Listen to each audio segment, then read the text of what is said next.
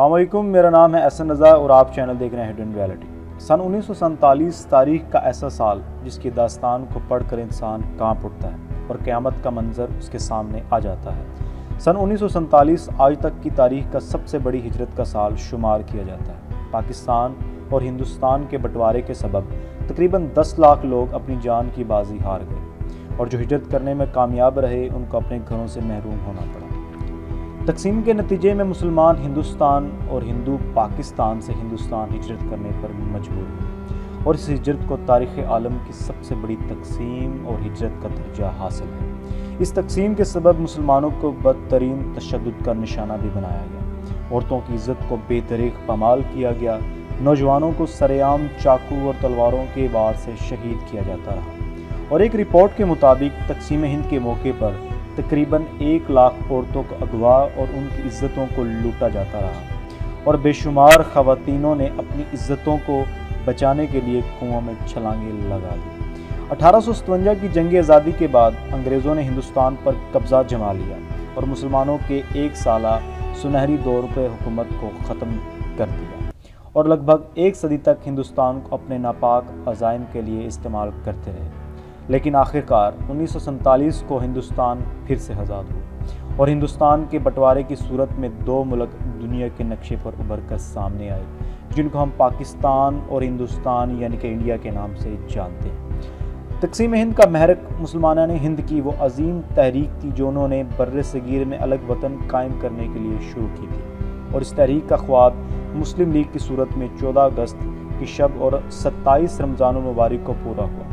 اور اس خواب کو پورا کرنے کے لیے مسلمانوں نے اپنے گھر بار اور اپنی جانوں تک کی قربانی دے دی۔ آج بٹوارے کو 70 سال گزر چکے ہیں، لیکن ایسے لوگ آج بھی دونوں جانب موجود ہیں جو اپنے گھروں کو ایک دفعہ دوبارہ دیکھنا چاہتے ہیں جہاں یا تو وہ یا ان کے خاندان آباد ہوا کرتے ہیں، اور ایک صاحب اپنی کہانی کو بیان کرتے ہوئے رنجیدہ ہو جاتے ہیں، اور وہ بیان کرتے ہیں کہ میرے والد بہت عجلت میں گھر پہنچے اور گھر والوں کو یہ بتایا کہ وہ اپنے گھر اور سب کچھ چھوڑ کر دوسرے ملک جا رہے ہیں، جس کے بعد سب رونے لگے اور قیامت کا منظر مانو سامنے اترا۔ جس دن ہم وہاں سے نکلے اسی دن 2 گھنٹے کے بعد علاقے پر حملہ ہو گیا، بہت سارے لوگ مارے گئے اور بے شمار لوگ زخمی ہوئے، اور پھر ہم ٹرین کے ذریعے لاہور پہنچے اور ہم نے یہ سفر تقریباً 1 ماہ میں جا کر مکمل کیا۔ ہمارے راستے میں حملہ آوروں کے جتھے حملہ کرتے اور بے شمار لوگوں کو خون میں نہلا دیتے، اور وہ بیان کرتے ہیں کہ حملوں میں میرے والد کو بھی شہید کر دیا گیا، اور یہ بیان کرتے ہوئے غمگین ہو جاتے ہیں کہ جب بھی وہ وقت میں یاد کرتا ہوں تو میرے ذہن میں ایک ہی چیز آتی ہے کہ کیا قیامت اس سے بڑھ کر اور کیا ہوگی۔ اور اگر ہم آج 70 سالہ تاریخ کو پیچھے مڑ کر دیکھیں اور ہمیں اپنے ملک کے لیے لاکھوں جانوں کے نذرانے نظر آتے ہیں